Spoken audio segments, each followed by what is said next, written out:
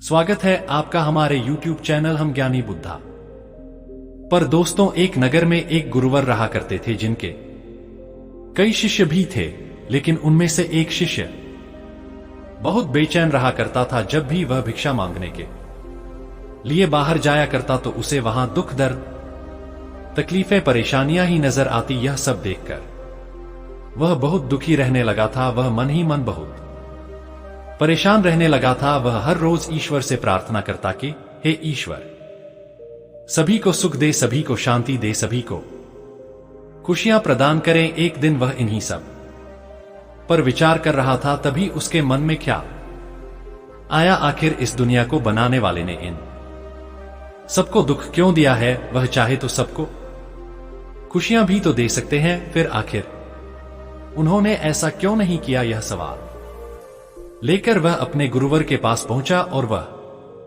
अपने गुरु से कहने लगा, हे गुरुवर, यह दुनिया इतनी दुखी क्यों है? क्यों चारों ओर केवल दुख, मतम, तकलीफें और परेशानियां छाई रहती हैं? आखिर यह दुनिया बनाने वाला इन सबको खुशियां क्यों नहीं देता? यदि वह चाहे तो सबको खुश कर सकते हैं, सभी को खुशियां दे सकते हैं, फिर आखिर वह ऐसा क्यों नहीं करते? जब भी मैं उन लोगों की तकलीफें, परेशानियां और दुख देखता हूं तो मैं भी बहुत दुखी हो जाता हूं। मुझसे उनका दुख देखा नहीं जाता। जब भी मैं भिक्षा मांगने जाता हूं तो मुझे चारों तरफ केवल दुख और दर्द के अलावा कुछ भी नजर नहीं आता। चारों तरफ हर कोई बेचैन है, हर तरफ हर कोई परेशान है, किसी के चेहरे पर एक मुस्कान तक नहीं। आखिर ऐसा क्यों? इस पर वह गुरु मुस्कुराने लगे और अपने उस शिष्य से कहते हैं, भंते, इन सबको सुख ही दिया गया है, किंतु इन्हें अपना सुख दिखाई नहीं देता, तो ऐसी अवस्था में कोई क्या कर सकता है? इस पर वह शिष्य कहता है, हे गुरुवर, आप यह कैसी बातें कर रहे हैं? यदि किसी को सुख मिलेगा तो वह खुश क्यों नहीं रहेगा? उसके चेहरे पर मुस्कान क्यों नहीं होगी? भला वह जानबूझकर दुखी क्यों रहना चाहेगा? वह जानबूझकर परेशानियां और तकलीफों का सामना क्यों करना चाहेगा? यदि उन्हें दुख है तभी तो वह दुखी हैं, बेचैन है, परेशान है। अपने शिष्य की बात सुनकर वह गुरुवर अपने शिष्य से कहते हैं, भंते, मैं जानता हूं कि तुम एक बहुत अच्छे मूर्तिकार हो। तुम मेरा एक काम करो, उसके बाद मैं तुम्हें तुम्हारे सभी प्रश्नों के उत्तर दे दूंगा। वह शिष्य उन गुरु की बात मान जाता है और कहता है, कहिए गुरुवर, मुझे क्या करना होगा? इस पर वह गुरुवर उस शिष्य से कहते हैं, भंते, तुम्हें कुछ बहुत बड़ा कार्य नहीं करना, बल्कि तुम्हें इन लोगों के सुख के लिए एक ऐसी मूर्ति बनानी है जिसे देखकर यह सब अपना दुख भूल जाए, फिर चाहे वह थोड़ी देर के लिए ही क्यों ना हो। अपने गुरु की यह बात सुनकर शिष्य अपने गुरु की बात मान लेता है और वह अपने गुरु से कहता है, ठीक है गुरुवर, यदि आप चाहते तो मैं ऐसी ही मूर्ति बनाऊंगा जिसे कोई यदि एक बार देख ले तो अपना दुख, दर्द भूलकर खुश हो जाए। इतना कहकर वह शिष्य अपने गुरु को प्रणाम करके वहां से चला जाता है और लगातार 1 महीने के प्रयासों के बाद वह आखिरकार एक ऐसी मूर्ति बनाने में कामयाब हो जाता है जिसे देखकर कोई भी प्रसन्न हो जाए, जिसे देखकर कोई भी व्यक्ति अपना दुख, दर्द भूल जाए। वह खुशी खुशी अपने गुरु के पास वापस दौड़ता हुआ पहुंचता है और कहता है, हे गुरुवर, जैसा आपने कहा था मैंने वह मूर्ति बना ली है, आप मेरे साथ चलिए और उस मूर्ति को देखिए। उस मूर्ति को जो भी देखेगा वह अपने सारे दुख, दर्द भूल जाएगा। वह गुरु अपने उस शिष्य के साथ मूर्ति देखने पहुंच गए। उन गुरु ने देखा कि उनके शिष्य ने एक बहुत ही अच्छी मूर्ति बनाई थी जो बहुत ही मोहक और सुंदर थी। उसकी मुस्कान ऐसी थी कि उसमें कोई भी खो जाए और अपने दुख, दर्द भूल जाए। यह देखकर वह गुरुवर अपने शिष्य से कहते हैं, भंते, बहुत खूब, तुमने बहुत ही सुंदर मूर्ति बनाई है। तुम्हारी यह मूर्ति उन लोगों को दुख से बाहर निकालने में अवश्य उनकी मदद करेगी। परंतु मैं तुमसे चाहता हूं कि तुम इस मूर्ति के चेहरे पर कहीं पर भी एक छोटा सा निशान बना दो जो किसी को भी आसानी से दिख ना पाए। अपने गुरु के मुख से यह सुनकर वह शिष्य कुछ देर के लिए अचरज में पड़ गया और फिर वह अपने गुरु से कहता है, हे गुरुवर, आखिर आप ऐसा क्यों कह रहे हैं? क्या मेरी मूर्ति में कोई कमी रह गई है या फिर मेरी यह कला आपको पसंद नहीं आई? इस पर वह गुरुवर उस शिष्य से कहते हैं, नहीं नहीं भंते, तुमने एक बहुत ही अच्छी मूर्ति बनाई है, किंतु मैं चाहता हूं कि तुम एक ऐसा निशान अवश्य इस मूर्ति पर बनाओ जो किसी को आसानी से दिखाई ना पड़े। इस पर वह शिष्य एक बार फिर उन गुरुवर से प्रश्न करते हुए कहता है, परंतु क्यों गुरुवर, इसका कोई कारण तो होगा। इस पर वह गुरुवर उस शिष्य से कहते हैं, भंते, इसका कारण मैं तुम्हें अंत में बताऊंगा। वह शिष्य उन गुरु की बात मान लेता है और उस मूर्ति की आंख के ऊपर एक बहुत ही छोटा सा, जो आसानी से किसी को दिख ना सके, ऐसा एक निशान बना देता है। यह देखकर वह गुरुवर उस शिष्य से कहते हैं, बहुत अच्छे, अब इस मूर्ति को गांव के बीचों बीच रख दो।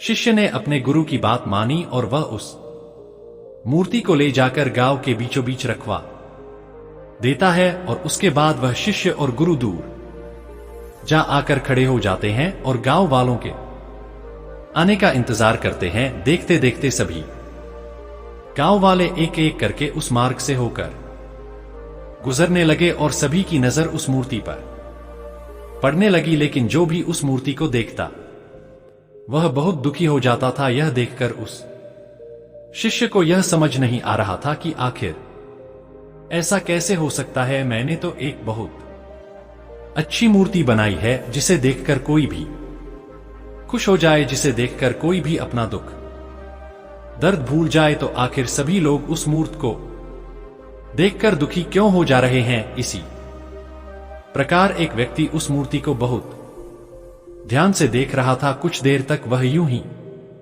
उस मूर्ति को देखता रहा, फिर अफसोस करता हुआ वह आगे बढ़ गया। तभी रास्ते में वह गुरु और शिष्य ने उस व्यक्ति को रोक लिया और गुरु ने उस व्यक्ति से कहा, क्या हुआ, तुम बहुत दुखी दिखाई दे रहे हो। इसके जवाब में वह व्यक्ति कहता है, हां गुरुवर, गांव के बीचों बीच एक मूर्ति रखी गई है, देखने में तो बहुत सुंदर है, बहुत दिव्य है।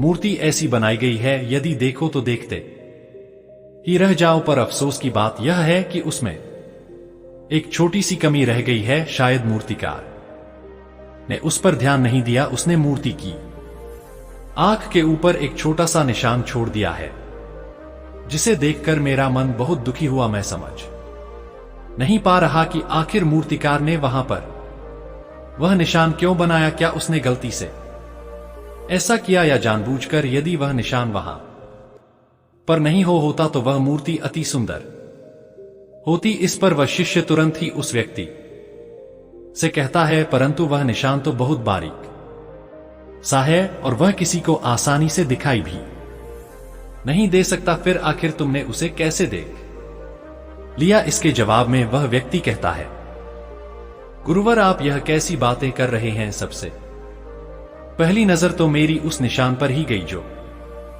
किसी को भी साफ और स्पष्ट तौर पर दिखाई दे सकती है, और आप कह रहे हैं कि वह निशान बहुत बारीक है और किसी को दिखाई नहीं देगा।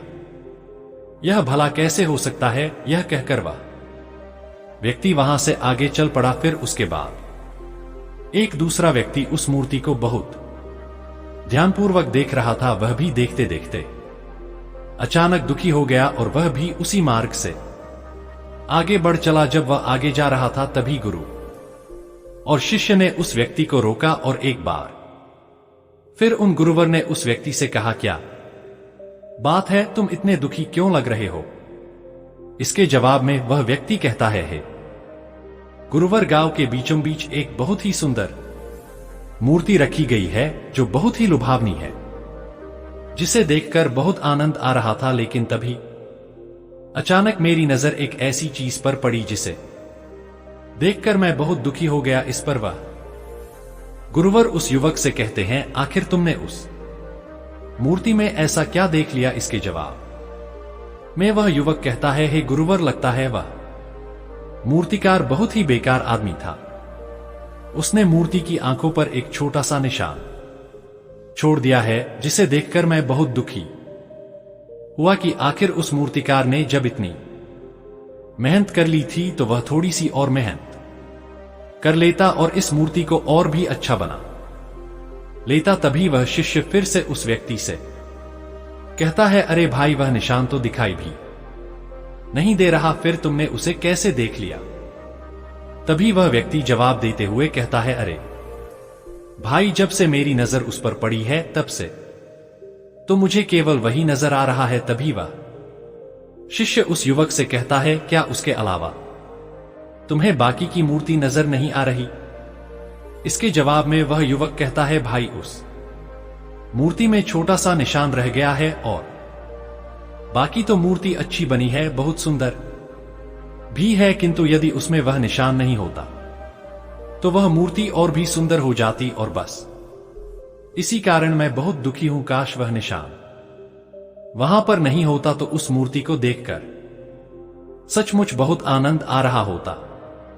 इसी प्रकार धीरे धीरे सभी गांव वालों ने वह मूर्ति देखी और सभी दुखी होकर वापस अपने घर लौट गए। एक दिन सुबह सुबह उस गांव में एक राजा उस गांव से होकर गुजर रहा था और तभी राजा की नजर उस मूर्ति पर पड़ी, जिसे देखकर राजा अचंभित रह गया। राजा इतनी सुंदर मूर्ति को देखकर बहुत प्रसन्न हुआ। राजा मन ही मन यह सोच रहा था कि इतनी सुंदर मूर्ति तो मेरे महल में होनी चाहिए, फिर यह यहां पर क्या कर रही है? लेकिन तभी वह राजा कुछ देखकर वह दुखी हो गया और मार्ग में आगे बढ़ चला। राजा आगे बढ़ रहा था कि तभी उन गुरुवर ने राजा को रोका और राजा से कहा, हे राजन, आप इतने दुखी क्यों? थोड़ी देर पहले तो आप बहुत प्रसन्न नजर आ रहे थे, तो अभी आप इतने उदास क्यों हो गए? इसके जवाब में वह राजा उन गुरुवर से कहता है, गुरुवर, अभी अभी रास्ते में मैंने एक मूर्ति देखी जो बहुत ही भव्य और सुंदर है, जो देखते ही बनती है, लेकिन उस मूर्ति की आंखों पर एक छोटा सा निशान है, जिसके कारण उस मूर्ति की सारी सुंदरता नष्ट हो जाती है। बस मुझे वही सही नहीं लगी, जिस कारण मैं बहुत दुखी हूं कि उस मूर्तिकार ने जब इतनी मेहनत कर ली थी तो क्या वह एक बार उस मूर्ति पर फिर से नजर नहीं डाल पाया? काश वह एक निशान वहां पर नहीं होता तो आज यह मूर्ति मेरे महल में होती। यह कहकर राजा वहां से अपने मार्ग में आगे बढ़ चला। उसके बाद वह गुरु और शिष्य दोनों मूर्ति के पास पहुंचे और शिष्य ने बहुत ही ध्यान से उस मूर्ति को देखा। मूर्ति बहुत ही सुंदर नजर आ रही थी, उसमें कोई भी कमी नहीं थी और ना ही वह निशान उसमें दिखाई पड़ रहा था। यह देखकर शिष्य बड़ा अचंभित हुआ। उसने तुरंत ही अपने गुरु से कहा, है गुरुवर, मूर्ति में तो कोई भी कमी नजर नहीं आ रही, पूरी मूर्ति तो बहुत ही सुंदर है, भव्य है और उसमें एक छोटा सा निशान ही तो है, और वह भी ऐसा कि दूर से देखो तो नजर ही ना आए। तब भी यह सारे लोग एक छोटे से निशान के पीछे क्यों पड़े हैं? इन्हें क्या पूरी मूर्ति नजर नहीं आ रही? पूरी मूर्ति इतनी सुंदर और भव्य बनी है, मानो इसे देखते ही रहो, पर फिर भी ना जाने यह सारे लोग केवल एक छोटे से निशान को ही क्यों देखकर दुखी हो जा रहे हैं। इस पर वह गुरुवर मुस्कुराने लगे और अपने उन शिष्य से कहते हैं, भंते, तुमने मुझसे एक प्रश्न किया था कि आखिर इस दुनिया बनाने वाले ने सबको खुशियां क्यों नहीं दी, उन्होंने सबको दुखी क्यों दिया है? तो इसका जवाब अब तुम्हें मिल चुका है, क्योंकि उन्होंने तो इन्हें सुख देने की सारी व्यवस्था की थी, पर यह सब मूर्ति नहीं देखते, बल्कि यह सभी लोग केवल कमियां ही देखते हैं, यह पूरा सुख नहीं देख पाते। उसमें एक छोटा सा दुख ढूंढने का लगातार प्रयास करते रहते हैं। जिस प्रकार तुमने यह भव्य और अति सुंदर मूर्ति बनाई है, उसके बावजूद भी उन्हें केवल वह छोटा सा निशान ही नजर आ रहा है। उन सब ने इतनी अच्छी मूर्ति में वह छोटी सी कमी ढूंढ ही निकाली। अर्थात इन्होंने सुख में से दुख ढूंढ ही निकाला। उनके पास सुख ही सुख है, पर यह उस एक दुख में खोए रहते हैं जिसका कोई वजूद भी नहीं। जैसे तुम्हारी मूर्ति में उस छोटे से निशान का कोई वजूद नहीं है, लेकिन उसके बाद भी यह सारे लोग केवल उस निशान को ही निहार रहे हैं। इस पर वह शिष्य उन गुरुवर से कहता है, हे गुरुवर, किंतु ऐसा क्यों? इसका जवाब देते हुए वह गुरुवर कहते, भंते बेचैन मन के कारण यहां सब बेचैन यहां कभी भी पूरी मूर्ति देखते ही नहीं, यह कभी भी अपना पूरा सुख देखते ही नहीं है। यह देखते तो एक छोटी सी कमी, यह सुख के बीच केवल दुख ढूंढते हैं। यह इस दुनिया के सारे विराट सुखों को छोड़कर केवल दुख पकड़कर बैठे रहते हैं, और वही उनकी दुनिया और वही उनका जीवन भी बन जाता है। और इसी कारण वे लोग हमेशा दुखी, परेशान और चिंतित रहते हैं, अपने भाग्य को कोसते रहते हैं, क्योंकि उन्हें यह विराट सुख नजर ही नहीं आता, बल्कि वह तो केवल दुखों में डूबे रहते हैं। और उन्हें लगता है कि यही उनकी दुनिया है, और इससे यदि वह बाहर निकलेंगे तो वह इससे भी बड़े दुख में डूब जाएंगे। किंतु वे लोग यह भूल चुके हैं कि इस दुनिया को बनाने वाले ने सभी को सुख दिया था, सभी को सुख देने की व्यवस्थाएं की हैं, लेकिन उसके बावजूद भी वे सभी लोग सुख पाना ही नहीं चाहते, सुख का भोग करना ही नहीं चाहते। वे सभी तो केवल दुख चाहते हैं, और उन्हें दुख में ही मजा आता है। जिस प्रकार इस मूर्ति को बनाने वाले को सभी दोष दे रहे थे, ठीक उसी प्रकार इस दुनिया को बनाने वाले को भी सभी लोग दोष देते ही रहते हैं, उन्हें कोसते रहते हैं, जबकि इसमें उनकी कोई भी गलती नहीं। लेकिन फिर भी वह उनकी गलतियां निकाल ही लेते हैं। कोई कहता है कि मुझे इतना गरीब क्यों बनाया, तो कोई कहता है कि मुझे इस प्रकार की जिंदगी क्यों दी, कोई कहता मेरे पास हाथ पैर नहीं, कोई कहता है कि मेरे जीवन में खुशियां नहीं। और इसी प्रकार वे सभी लोग अपना रोना रो रहे हैं। वे सभी अपने जीवन में खुशियों की ओर ना देखकर, बल्कि अपने जीवन में केवल दुखों की ओर देख रहे हैं। तभी वह शिष्य उन गुरुवर से कहता, हे गुरुवर, क्या इन सभी को सुख मिले ऐसी कोई व्यवस्था नहीं की जा सकती? इस पर वह गुरु मुस्कुराने लगे और उस शिष्य से कहते, मैंने तुमसे पहले ही कहा, इन सभी के लिए सुख की व्यवस्था की गई है, और सभी को सुख समान रूप से मिला हुआ है, किंतु यह वह खुशियां नहीं देख पा रहे, और वे तब तक नहीं देख पाएंगे जब तक कि वह उस छोटे से निशान से अपनी नजर न हटाकर पूरी मूर्ति पर नजर नहीं डालते, उस पूरी मूर्ति को ध्यान से नहीं देखते, उसे समझने का प्रयास नहीं करते। किंतु एक बार वह उस पूरी मूर्ति को देखने लगेंगे तो अवश्य ही वह सुख की अनुभूति कर पाएंगे, उन्हें सुख की प्राप्ति भी हो जाएगी। इस पर वह शिष्य एक बार फिर उन गुरुवर से प्रश्न करते हुए कहता है, हे गुरुवर, तो इसके लिए उन्हें क्या करना होगा? अपने शिष्य के इस प्रश्न का जवाब देते हुए वह गुरुवर कहते, भंते, जैसा कि मैंने तुमसे पहले ही कहा, उन्हें अपना ध्यान मूर्ति पर लाना होगा। मूर्ति की सुंदरता और मूर्ति की भव्यता पर उन्हें विचार करना होगा, उसे समझना होगा, तभी वह सब अपने जीवन में सुख की अनुभूति कर पाएंगे। अन्यथा यदि उनका ध्यान केवल उस छोटे से निशान पर ही होगा तो वह कभी भी इस भव्य मूर्ति को देख नहीं पाएंगे, इसकी सुंदरता को समझ नहीं पाएंगे, और ना ही उन्हें कभी सुख का अनुभव हो पाएगा। और इन सभी का कारण है उनका वह बेचैन मन। उन्हें अपने इस बेचैन मन से छुटकारा पाना ही होगा, और इसके लिए उन्हें अपनी समझ का दायरा बढ़ाना चाहिए, और ऐसा वह केवल ध्यान से ही कर सकते हैं। ध्यान से मन की बेचैनी कम होती है, और एक शांत मन शांति भाव से पूरी मूर्ति को देख सकता है, उसे समझ सकता है, उसकी सुंदरता, उसकी भव्यता पर विचार कर सकता है, और एक शांत मन ही सुख का अनुभव भी कर सकता है, उसका उपभोग भी कर सकता है। वहीं पर एक अशांत मन एक छोटी सी छोटी कमियों को ढूंढता रहता है जिससे वह एक बार फिर से दुख का अनुभव कर सके। वह अपने दुख से बाहर नहीं निकलना चाहता क्योंकि उसे डर है कि एक बार सुख उसे मिला तो वह फिर से उससे छिन जाएगा और एक बार फिर उसे दुख का अनुभव करना होगा। इसी कारण वे लोग हमेशा दुखी रहते हैं जो लोग पूरी पर ध्यान नहीं देते बल्कि केवल कमियों पर नजर डालते हैं। इतना कहकर वह गुरुवर शांत हो गए और शिष्य भी अब अच्छी तरह समझ चुका था कि आखिर इस दुनिया में इतना दुख क्यों है, लोग इतने परेशान क्यों हैं, लोगों की समस्याओं और चिंताओं का आखिर कारण क्या है। दोस्तों, उम्मीद करता हूं कि आपको यह कहानी पसंद आई होगी। ऐसी और कहानी वीडियो पाने के लिए हमारे चैनल हम ज्ञानी बुद्धा को सब्सक्राइब करें और वीडियो को अपने दोस्तों के साथ शेयर करें। मिलते हैं फिर किसी नई कहानी के साथ, तब तक अपना ख्याल रखें। नमस्कार।